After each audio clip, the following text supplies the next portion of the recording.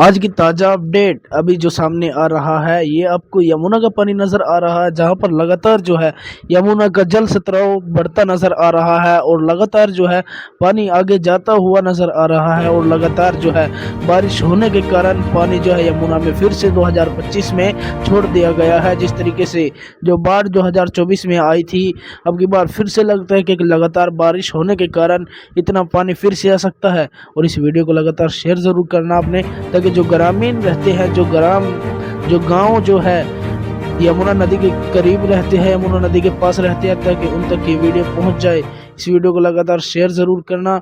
और जो है जिसके भी खेत है या कुछ वगैरह है, तो उसको ज़रा इस वीडियो को शेयर ज़रूर करना, ताकि हर ग्रामीण तक ये वीडियो पहुंच जाए।